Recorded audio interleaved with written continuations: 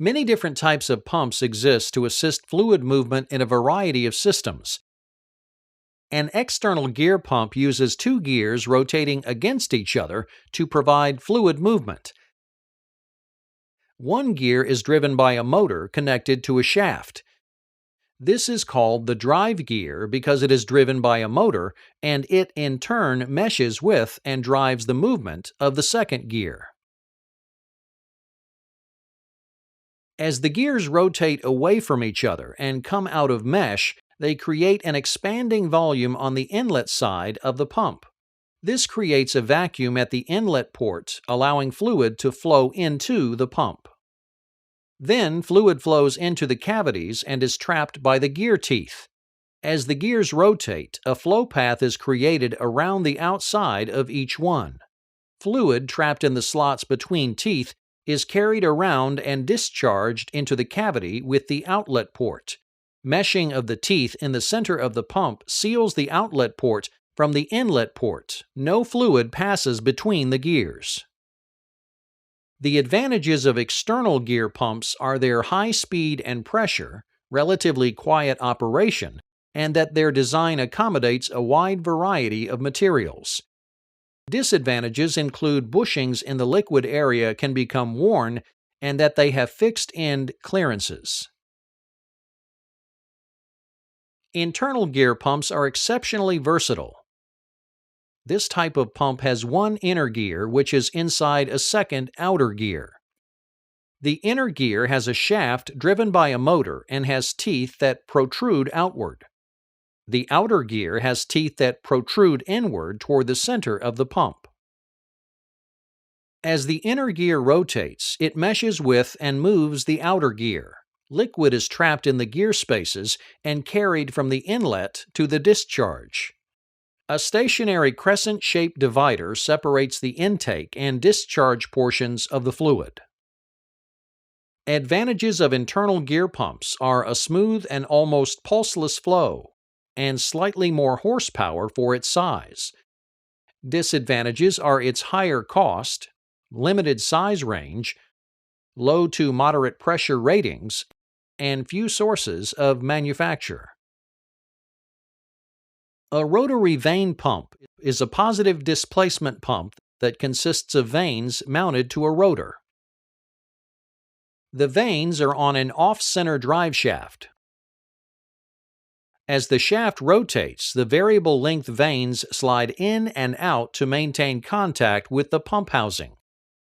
The tension in the vanes is maintained by either springs or hydraulic pressure. As the vanes rotate, they create chambers of varying sizes within the pump. Fluid enters at the largest chamber. As the vanes rotate and retract, the chambers get smaller, forcing fluid to exit through the discharge port.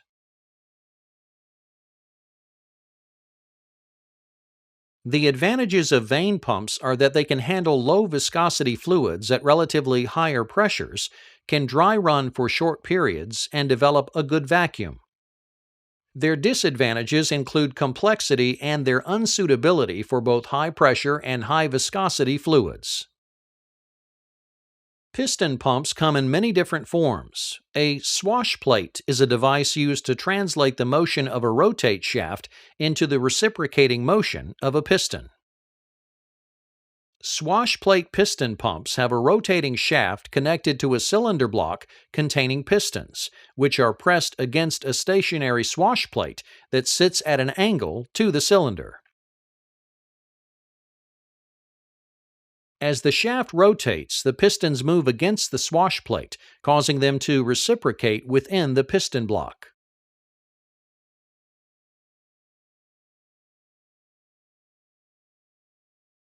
The pistons create a vacuum that forces fluid in during half a revolution and expels fluid during the other half. On the intake stroke, a spring ensures the pistons pull back and maintain contact with the swash plate, causing fluid to fill the empty cavity left behind. On the discharge stroke, the angle of the swash plate forces the pistons back inside the piston block and discharges the fluid. The greater the slant on the swash plate, the further the pump pistons move and the more fluid they transfer. Piston pumps, in general, are manufactured with closer internal fits than other pumps.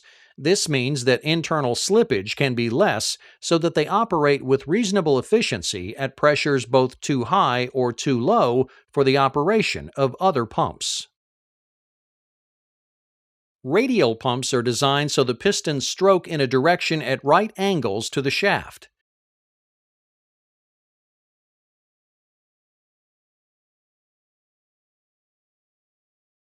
The pistons are arranged like wheel spokes around a cylinder block with an eccentric central cam mounted on a drive shaft. As the shaft rotates, the cam moves towards the pistons, forcing them down into the cylinder block and discharging the fluid. As the cam moves away, springs help retract the piston and cause the intake stroke. Check valves ensure that fluid only enters the inlet ports and only exits the outlet ports. Radial piston pumps have a low noise level, very high loads at low speeds, and high efficiency. Hand pumps are used when a source of power is not available or where the extra expense of a power pump isn't warranted. For example, they are used on shop presses and other portable equipment, serve as standby pumps, and serve as sources of emergency power.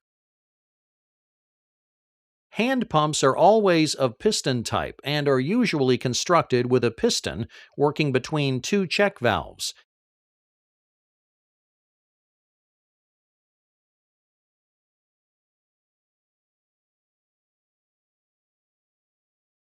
Double-acting hand pumps are more efficient, allowing fluid to both enter and discharge on both strokes of the piston.